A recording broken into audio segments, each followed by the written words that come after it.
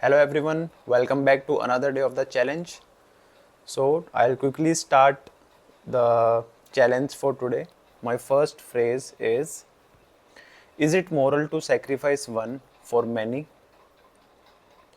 Yeah, I think it is morally right to, or maybe we can justify this thing when one is ready to sacrifice for the sake of the many. We have seen it a lot at the time of India's independence. There have been great leaders like Bhagat Singh who have sacrificed their life for the sake of many people, for the many Indians that would be motivated to see how people are directed towards independence.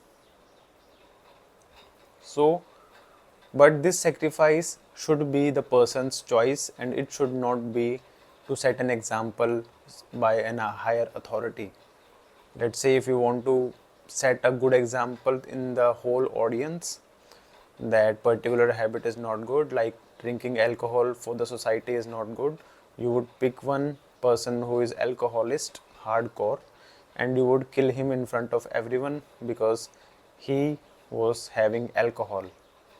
So I think that in that scenario it would not be morally right, because alcohol is something which was available in the market and people had the deliberation to buy and use it for their purpose for consuming it. So sacrifice, that person didn't want to die, of course no one wants to die. So yeah, sacrifice should be done by the person himself and it should not be ordered by someone else to set an example. So next phrase is, what is the nature of consciousness? So when you're conscious, you are aware what is happening around you, all your senses are completely active and your subconscious mind's door are shut. So various characteristics of conscious mind is that you have a temporary memory. All the things that you are seeing, you are making logical decisions and you are evaluating each and every aspect of the thing because it is known as logical mind, and you are storing current information only and trying to make results out of it if you are only using your conscious mind with the limited information that you have. But when it comes to subconscious mind, it has all the experiences you have had in your life before and all the results or the actions that you took are stored over there. So if a similar situation arises again, your instincts will tell you that particular action would lead to this reaction. So you would maybe avoid doing it or do it with more enthusiasm because it was a positive reaction that you got earlier. So yeah, nature of consciousness is it generally, being aware in the current situation and being active but with limited source of information, and it is kind of a logical mind. Okay, next phrase is, what does it mean to be human? Everyone is human. Human is someone who can walk, talk and run a little bit of time, and we who are born to humans only. So everyone is human, but being human is a little bit of different aspect. Humanity is something which showcases that, yeah, a particular person is doing a good thing in his life for others. A general sense of humanity is you are not cruel to others, you don't influence others in bad direction, you want happiness to be around you and among your friends as well, you don't want to spread hatred. So that is something which is being human is. And also it is not only towards the human that you have to show care or kindness, but across all the environment around you. Maybe it is tree or a animal or a street dog. So you have to be human to everyone. You have to show humanity or humbleness or care, kindness and every good thing that you can think of, and you have to spread it around you. Okay, next phrase is, should we accept things we cannot change? Should we accept things we cannot change? I think that is the only option we got, because thinking about a thing which you cannot change at all it would definitely create stimulus in our mind, and it would make us feel bad in certain way, because human mind is, it increases or releases dopamine when there is something we can control. If every human mind or person want control in their life, they want control of their lives, their time, what activities they do throughout the day. That is the only reason why if we guide someone to do particular thing, they would not listen, because they want that particular control over their life and they don't want to listen to you.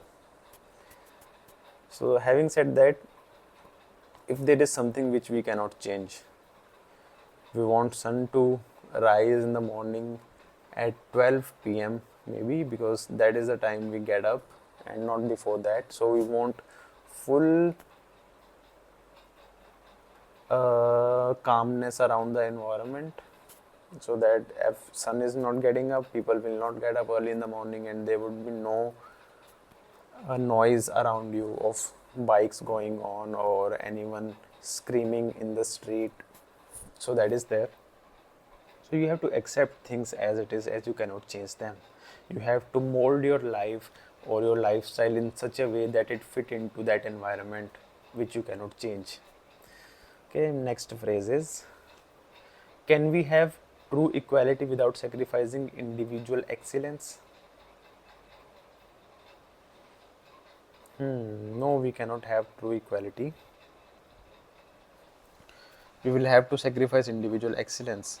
Let's say there is a businessman who is excellent in his work, who is in managing people, but he is not getting motivated by being paid higher amount. So he would have to sacrifice his intelligence and work like every other person in the universe, work bare minimum, so that everyone is earning same wages. So if he is not getting rewarded, he would not be paying any more attention to managing people or using his excellence in the work. He would simply be doing the cult work, and maybe his excellence would be sacrificed in that manner. But if a little bit of change in equality can be done, if he is very good at it, he would be made CEO of the company, and he would be able to drive growth of that company in very good direction. So if in that case he didn't have to sacrifice his excellence, also he is getting rewarded for his really good excellent mind. So I think we cannot achieve true equality without sacrificing individual excellence, and it has individual sacrificing the excellence comes with a cost which society cannot bear. Yeah. So next phrase is, can we have meaning without morality? I don't want to speak on this topic. What is the relationship between power and responsibility?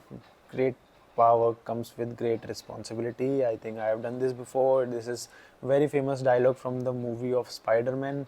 In any series you watch in Spider-Man of any universe, he would be saying the same thing in some way or the other. So yeah, he was given some powers of web. He could he was very powerful. He had strength.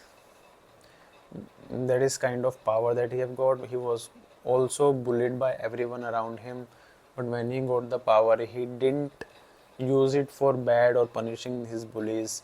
He was simply using that power for the good, for the people like him who are being bullied or some way or the other are being suppressed by the society, or smugglers, or um, maybe gangsters or bad people around them.